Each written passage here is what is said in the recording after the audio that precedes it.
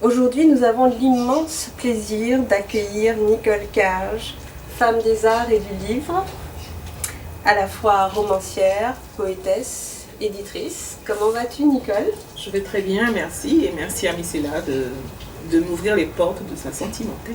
Alors, nous sommes extrêmement heureux que tu nous aies fait cet honneur d'ouvrir effectivement cette Sentimenthèque, puisque tu seras notre première invitée. C'est avec plaisir.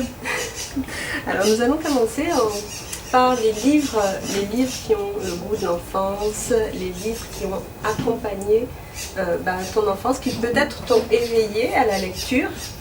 Alors, est-ce qu'il y a un titre que tu as retenu et qui t'a particulièrement marqué? Est-ce qu'il y a un ouvrage qui t'a particulièrement marqué? Alors il y en a deux. Il y a un livre de lecture en tant que tel, c'est Pieds légers, Cabri des îles. À un moment, ce livre a remplacé, ce livre de lecture, donc à l'école primaire, a remplacé le traditionnel Paul et Valérie. Ah. Et voilà, on apprenait à lire à travers l'histoire d'un petit cabri qui s'appelait Pieds légers, qui grimpait sur les mornes, etc. Et j'ai vraiment pris goût à déchiffrer, à apprendre la lecture avec Pieds légers, Cabri des îles, qui malheureusement n'est pas resté très longtemps au programme. Et puis un petit livre, c'était Mowgli, le livre de la jungle, parce que c'était le livre d'un de mes frères. Et voilà, donc ce petit garçon qui s'ouvre à la vie sauvage, etc. Et donc je ne savais pas encore lire. Et j'inventais, je faisais comme si je lisais. Donc en plus, je traçais comme ça les lignes avec mon doigt. Et mes frères et sœurs étaient éclatés de rire parce qu'ils voyaient bien que j'inventais, mais j'y croyais, j'étais dans mon affaire. Les prémices de l'écriture, donc. Je crois bien. C'est très intéressant aussi, ce manuel dont tu nous as parlé, Pieds légers, Cabri des îles. C'est aussi une sorte de première adaptation d'un manuel scolaire à notre univers antillais. Absolument, c'est tout à fait ça. Donc au lieu d'apprendre à lire avec le ili, lila, etc., ben on apprenait les paysages d'ici, la faune d'ici, etc., à travers l'histoire de ce petit cabri. D'accord. Alors, c'est déjà une sorte d'imprégnation. Absolument. Par rapport à l'univers antillais. C'est très intéressant tout ça. Alors, est-ce qu'il y a un livre que tu ne te lasses pas de relire, un livre qui t'a accompagné, un livre qu'on pourrait dire être ton livre de chevet? Ben, il y en a plusieurs. En poésie, il y avait ce recueil de Nicolas Guillen que j'avais en bilingue, El Corazón con que vivo, le cœur avec lequel je vis. Et puis, bien entendu, Le Cahier du retour, Pays natal, d'Aimé Césaire. Théâtre, et Les chiens se taisaient. Et voilà, ce sont des livres qui m'ont accompagnée. Évidemment, quand j'ai lu Peau noire, masque blanc de Frantz Fanon, c'était une gifle. Adolescente, je découvre, je commence à m'intéresser au monde, à la politique, à la géopolitique, et je découvre cette espèce de brûlot. Et voilà, essentiellement cela. Et puis évidemment la Houkaznek de Zobel. Et est-ce qu'on peut situer à certaines époques, à quelles époques par exemple, à quelle époque on va dire, à quelle époque Nicolas Guillen t'a attiré, et est-ce que c'est une poésie que tu as pu lire d'emblée en espagnol? Alors j'ai découvert Guillen quand on apprend l'espagnol au collège. À l'époque on commençait en quatrième, je ne sais pas si c'est toujours le cas, quatrième, troisième. On apprend les petits poèmes, Poema de las Antillas, Anda un barco de papel, etc. Donc j'ai appris, j'ai aimé ces poèmes chantant, la musicalité des poèmes de Guillen. Donc j'étais au collège. Et puis ensuite, à mesure que j'apprenais l'espagnol, j'allais plus en profondeur. Et pendant toutes mes années d'université, la poésie de Guillen m'a accompagnée. Alors, on rappelle Guillen, poète. Nicolas Guillen, poète national de Cuba. Alors, au contraire, quel genre littéraire ne t'attire mais absolument pas? Tu n'arrives pas à entrer dans ce genre ou dans ce type d'ouvrage. Quel genre littéraire ne t'intéresse pas? Alors c'est pas que ces gens ou ce genre me rebute, mais c'est que voilà, c'est pas les gens vers lesquels je vais aller spontanément. C'est la fantaisie et les polars. C'est voilà, les romans policiers. C'est pas ça m'arrive, hein, j'ai lu Agatha Christie, etc. Mais comment dire, c'est pas voilà, spontanément, je ne vais pas me diriger vers une œuvre de fantaisie ou un roman politique. Est-ce parce que ta sentimenthèque est plutôt politique, on va dire? Elle a été politique, mais elle est aussi elle est romanesque, mais je préfère en termes de romans, par exemple, je préfère les récits de vie, voilà, les textes qui mettent en scène des personnages, avec donc les romans historiques et puis les romans psychologiques, on va dire. Quelque chose qui te ramène vers l'humain et vers, absolument, ouais. Vers sa réalité dans toutes ses dimensions. Absolument, et puis pour la poésie, mais c'est ça, c'est ce besoin de connexion aux émotions et quelque part à l'imaginaire, aux rêves de l'autre. Alors, Nicole, imaginons qu'une amie qui cherche un sens à sa vie, qui se questionne sur sa vie, te demande un conseil d'ouvrage et de livre. Qu'est-ce que quel titre lui conseillerais-tu? Alors, spontanément, je citerai deux textes qui m'ont que j'ai rencontrés, j'ai envie de dire, à des moments particuliers de mon parcours et qui m'ont été d'un secours. C'est Le chemin le moins fréquenté de Scott Peck et La prophétie des anges de James Redfield, parce que peut-être que je les aurais lus à un autre moment, ils n'auraient pas eu un tel impact, mais voilà, je les ai lus à un moment de mon parcours où ils venaient répondre à un questionnement voilà, sur la spiritualité, sur la façon de verser la spiritualité dans le quotidien, dans la vie de tous les jours, parce que pour moi la spiritualité c'est pas le retrait voilà, dans des ashrams ou dans des monastères, c'est vraiment la vie qui se vit au quotidien. Alors j'ai une question par rapport à, je sais que tu écris de la poésie, est-ce que la poésie est une manière aussi d'expression de l'âme, d'expression d'une certaine spiritualité, d'après toi, d'après ton expérience d'écriture poétique?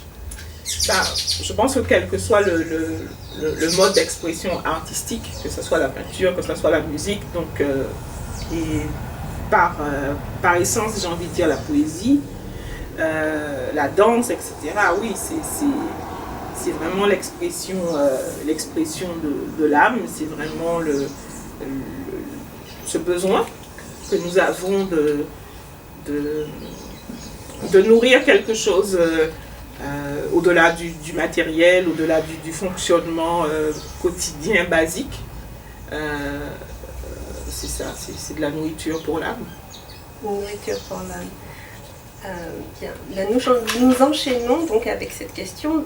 De quel livre aurais-tu voulu être l'auteur, Nicole? Tu en as écrit beaucoup, mais celui-là, ah non, j'aurais dû l'écrire avant. Mais là aussi, il y en a plusieurs. Il y a, je sais que quand j'ai lu L'amour au temps du choléra de Marquez, oui, j'aurais voulu Qui n'aurait pas voulu? Qui n'aurait pas voulu? Parce que c'est une histoire complètement baroque, complètement succulente, enfin vraiment l'humour, l'amour, tout ça mélangé avec des paysages. Ah oui, vraiment, c'est Marquez, quoi. Moa le fou, Moa le sage, de Tahar Ben-Jelloun. Quand j'ai lu Moa le fou, Moa le sage, ça m'a donné envie d'écrire sur la folie. Et c'est à la suite de ça d'ailleurs que j'ai écrit Ces vols que je vole. Voilà, sur la folie. Donc essentiellement, ouais, c'est ces deux-là. Ah bah c'est vraiment une nourriture directe de ton écriture. Enfin, une inspiration. Bah déjà, quand je lisais Tahar Benjeloun aussi bien que Marquez, je me demandais, mais comment des hommes... J'étais presque jalouse parce que je me disais, comment des hommes ont pu entrer à ce point dans la psyché de femmes Tahar Benjeloun plus largement, pas forcément cet ouvrage-là, mais je me disais, mais j'aurais aimé pouvoir parler des femmes comme ça, comme eux ils le font, avec cette maîtrise, avec cette acuité-là. Et voilà. Alors, quel personnage littéraire t'a le plus inspiré en rêverie, en réflexion, en émotion? Est-ce qu'il y a un personnage littéraire en particulier? Alors il y a Jenner de Charlotte Brontë, parce que j'ai découvert ce livre à l'adolescence. Et cette femme qui se mourait d'amour au point de s'oublier. Voilà, quoi, donc l'amour romantique dans toute sa splendeur. Et donc voilà, et puis ça me transportait dans des paysages qui ne sont pas les miens. Géographiquement, je veux dire, culturellement, et donc c'était une ouverture. Et puis il y a également le personnage de Beloved de Toni Morrison. Seth, voilà. Donc c'est des femmes, deux femmes. Ouais. Ah oui. Alors on a des affinités, je vois, on a des affinités de lecture. Eh bien, nous allons terminer par cette question avec ton coup de cœur du moment, le livre que tu as découvert tout dernièrement et qui t'a beaucoup plu ou intéressé. Alors en ce moment, le livre qui m'accompagne, c'est un livre spirituel, c'est l'enseignement de Ramana Maharshi, parce que à chaque fois que je rencontre un livre, en fait, il vient me chercher à un moment où je vais le chercher, je ne sais pas, un moment de mon parcours où c'est exactement ce dont j'ai besoin. Et ce sont des enseignements qui se font sous forme de questions. Donc les disciples de Ramana Maharshi lui posent des questions, mais sur la vie, sur l'âme, sur la mort, sur la place justement de la spiritualité dans le quotidien. Et Ramana Maharshi répond. Et donc voilà, j'ouvre le livre au hasard chaque jour, je ne le lis pas de façon suivie comme ça. Chaque jour, j'ouvre une page et la page que j'ouvre correspond à c'est comme un fil qui va me guider tout au long de la journée. Et ça correspond à une question que je me posais parfois même sans en avoir conscience. En tout cas, merci Nicole de nous avoir ouvert les portes de ta sentimenthèque. C'est avec plaisir que je me suis prêtée au jeu. Eh bien, c'était vraiment un plaisir partagé. Tu nous as emmenés dans les sentiers de tes découvertes, de tes coups de cœur. Et merci pour ces confidences, on dira. Merci et à très bientôt pour une prochaine Sentimenthèque. Bonjour Zami. Ah, je recommence. Belle bonjour Zami et bienvenue dans la Sentimenthèque de Micella. Mais qu'est-ce donc qu'une Sentimenthèque? Elle a dit d'attendre, je sais pas pourquoi.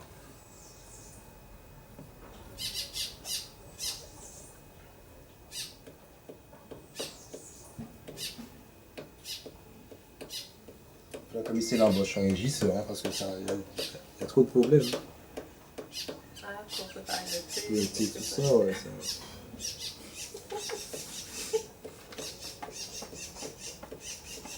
Je sais pas, il fait chaud. Non, ça va. C'est peut-être un petit peu de... Quand tu dis, tu fais quoi ça? J'ai froncé les sourcils? Tout à l'heure. Là, en débutant? Non, mais tout à l'heure, quand tu regardes. Ah non, mais c'est parce que je voulais me concentrer sur mon... Non, non, ça va. C'est pour ça que j'ai imprimé en rouge, sinon je n'aurais rien vu.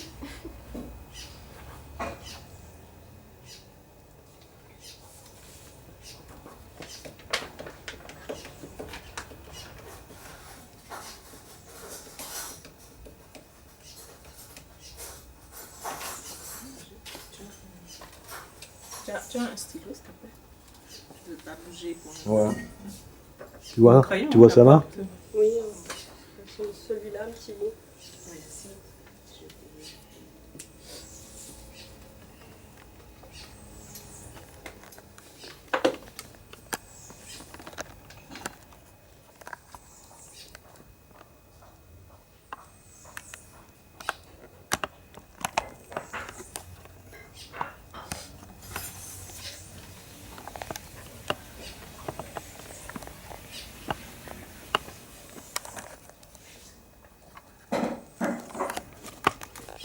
Alors c'est vrai que la dernière, quand on a pensé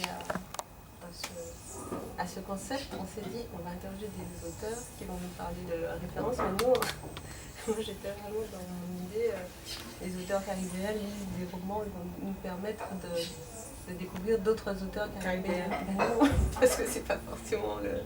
Oui, on a l'imaginaire et les goûts en lecture se nourrissent de partout et de... Comme caribéen, qui est-ce que j'ai? Nicolas Guillen et Aimé Césaire et Fanon. Ah ok, ben, c'est parfait ça déjà.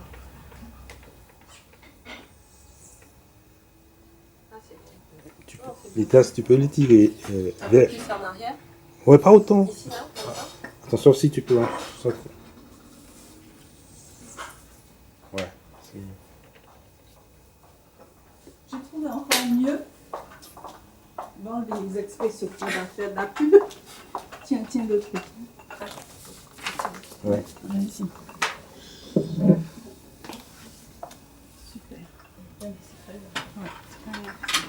Bon, ça sent bon. Alors, je ne sais pas si vous voulez du sucre. Ça sent très très bon.